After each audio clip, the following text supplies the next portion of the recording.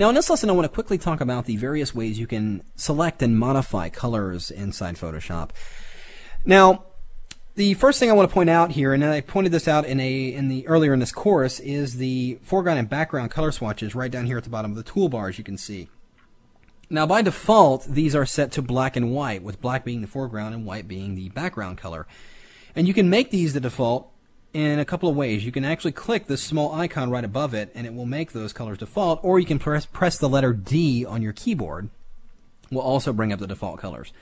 To change the colors of either one of these swatches, you simply click directly on the swatch and it will open up the color picker.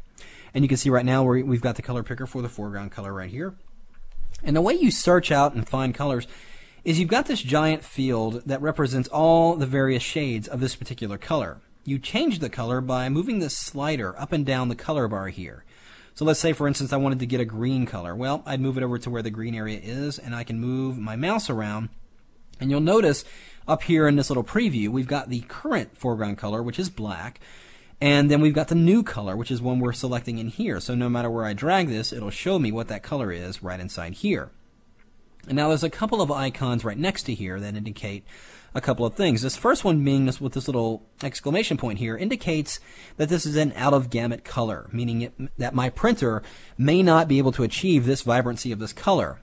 So by clicking right on that, what it's going to do is jump to a color that will that my printer will be able to print. Now the one beneath it is your web safe palette. So if I'm searching for colors that I know will look good on the web, you simply click that and it will jump to the color that will probably look the best on the web. So that's how you navigate through your color, all the various colors, and able to select the various shades of them.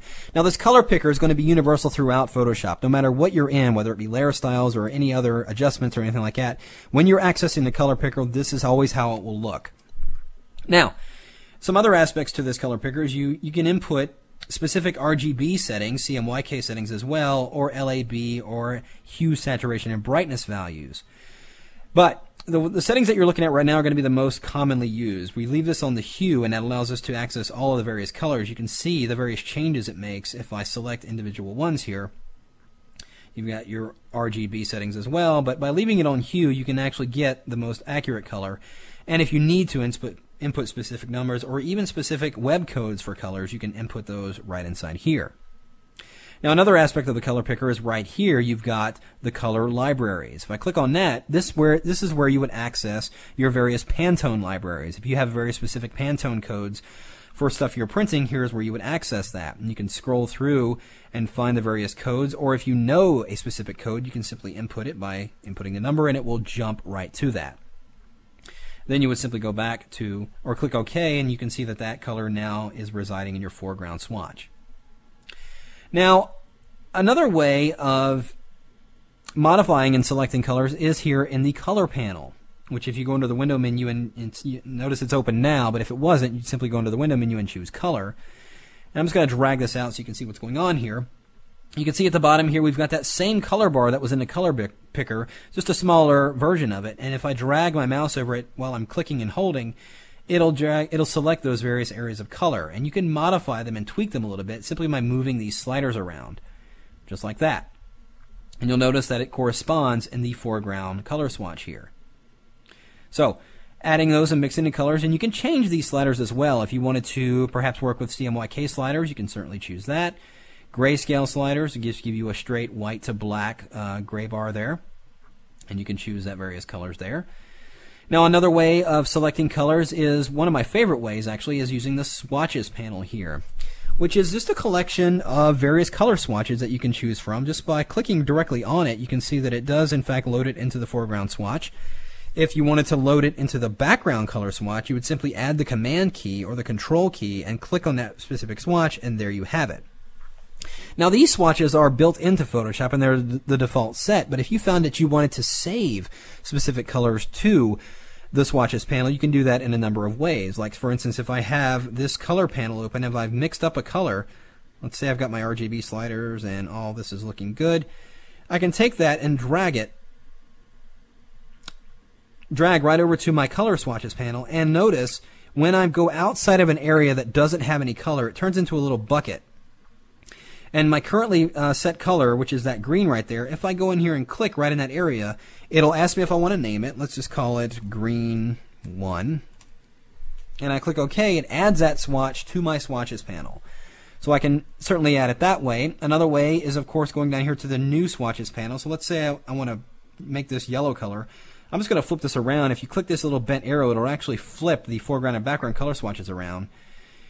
And you saw if I just clicked in here and dragged, I could do that, but you can also click the new icon here and it will automatically bring that foreground color right into your swatches panel and it's all ready to go. The beauty is, if it's a specific color, when you are always working in Photoshop, it will always have these colors available. And if you've generated a set of colors, you can certainly go in here and go to Save Swatches and save these out as a color set that you can load into another machine, pass them off to another user, and other things like that. Now, another way of selecting colors is by using the eyedropper tool in sampling colors. Now over here, I'm going to jump over and show you this image here, and let's say I've got a number of colors. I'm going to go ahead and set my workspace back to the default. So let's say I'm looking at an image and I like the color of something and I want to sample it and use it in something else.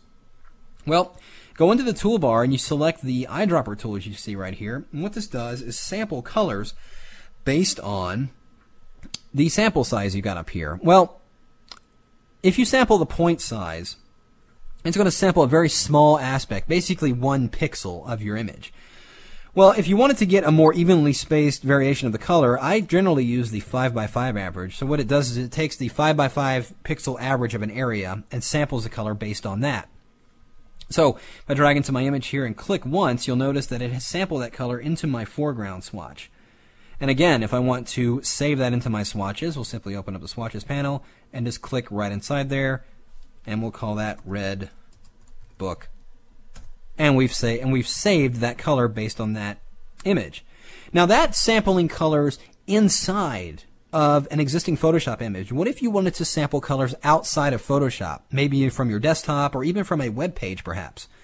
Well, I have a web page open here in my browser, and let's say on this Kelby training site that I like this green color background. Well, here's what I would need to do. I'm going to go over here and let's minimize my Photoshop window a little bit. I'm just going to resize it in a little bit here. And let's look at this web page. Position that on the side here. If I click on my image here and just not release the mouse, but just click and drag, you'll notice that it's continuously sampling no matter where I drag the mouse. You notice a foreground swatch.